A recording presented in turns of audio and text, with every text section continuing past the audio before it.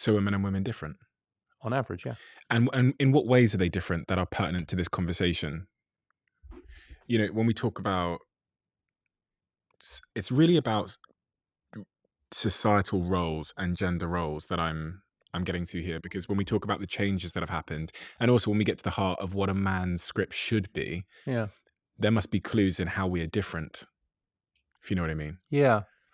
The way I think about this is that if there are these differences on average in, say, risk taking. Yeah, because men are the ones that are. I saw the stats. It's like 90% of men are. 90% of people that have like gambling addictions, for example, are men. Yeah. So it definitely opens up all kinds, so that there's, let's take on average men, boys and men, somewhat more likely to take risks, right? So let's take that as an example. Like, does it matter? Well, it does matter in some negative ways, because like you just identified, look, there's an addiction issue. There's also like teenage boys, like twice as likely to die as teenage girls From risk-taking activity by and Wow. large, from car crashes or accidents, much more likely to drown, all these kinds of things, right? Because they're just taking more risks, right? And so that aspect of kind of risk-taking, and especially if the risks involve somebody else's life or well-being, obviously that's a problem. But if the risk-taking means that, say, they're on average a little bit more likely to kind of take a risk in business, right? Or they're more likely to sign up to be a smoke jumper in the US. Do you know what a smoke jumper is? No idea. You're going to love this. What is it? A smoke jumper is someone, we have these wildfires out in the kind of west of the US, Yeah. right, in California and places like that, in very remote places.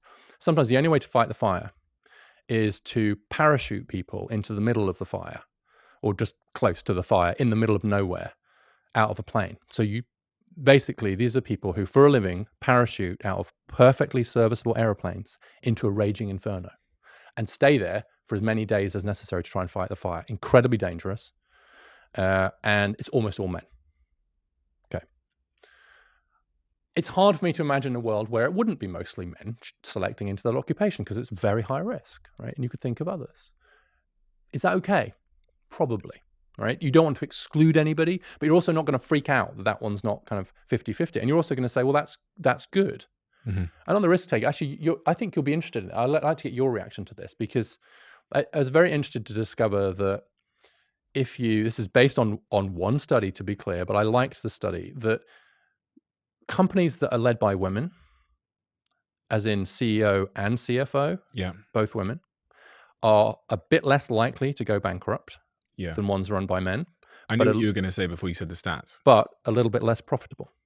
So, yeah, I knew what you were going to say before you said the stats, because my experience has been that exactly kind of what you described, in the sense that the CEO of my company now is a woman, and the CEO of my group of companies is a woman. Mm-hmm. And in my experience, men have a higher risk appetite as it relates to company finances, typically, a little bit more, prone to risk.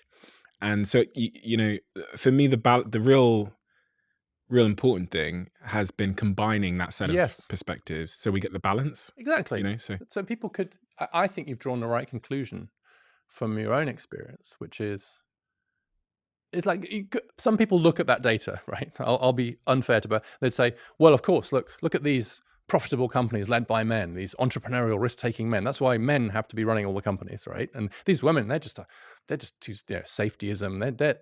They're just too scaredy cat, right, for capitalism, right? So let's have men. And the other view would be like, hey, look at all these women-led companies that don't go under as often, don't go bankrupt. Sure, they're a bit less profitable, but they're less risky. So we should have women running companies. Or your conclusion, which is, given that there's probably likely benefits to both sides of that, and again, recognizing it's not all women and all men, maybe we should have diverse leadership teams. That seems to me to be the right conclusion from that. But the conclusion is itself, the arguments for gender diversity are based on the assumption there must be some differences. Yeah. If there weren't differences, why on earth would we care about gender diversity, right? If we don't 100%. Think that women and men are bringing something different to the party, not just because of their life experience, but it's like something else a bit different, but risk-taking, competition, etc. If we didn't think that mattered, then we wouldn't care how many board members were women. But we do care about that, quite rightly, because we presume that actually there are some differences between men and women. And so sometimes that the idea that there are differences between men and women is seen as a conservative idea, but weirdly, it underpins a lot of the progressive movements for gender diversity.